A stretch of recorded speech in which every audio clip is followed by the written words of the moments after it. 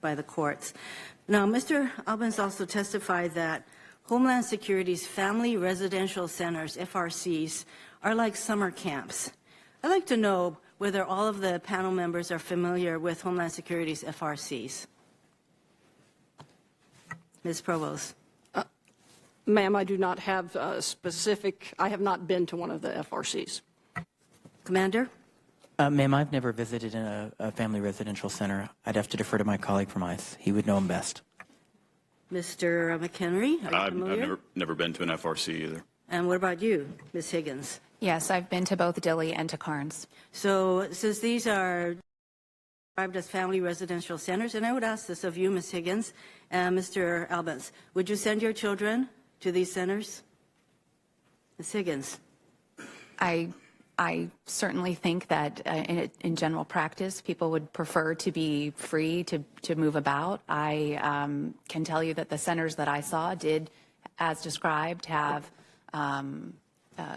schools and. So you would send your child to these centers? Yes? That's a difficult question to answer.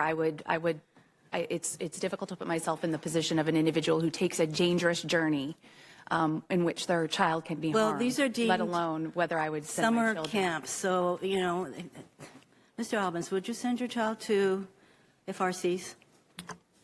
Again, I think we're missing the point. These individuals are there because they have broken a law. There has to be a process. They have broken a law only as deemed so by the president with his. No, ma'am. They're there for violation of Title VIII of the Immigration of the U.S. and Nationality Act. Okay, they're U.S.C. 1325. That's illegal entry is both a criminal and civil violation. They are in those FRCs pending the outcome of that civil immigration process. They have broken the law. Well, these are mainly, my understanding is that under zero tolerance, these are no longer civil proceedings, but in fact were criminal proceedings. They were criminal proceedings when the Border Patrol prosecuted them, but at the conclusion of that process, once the individual came into ICE custody, they would go through administrative proceedings. I'm confused. Okay. So the criminal proceeding is an individual being prosecuted for the criminal violation of improper entry. And that was the zero tolerance policy, right? That everyone would be prosecuted in a criminal proceeding. Is that not right? That is correct. Thank you. Okay.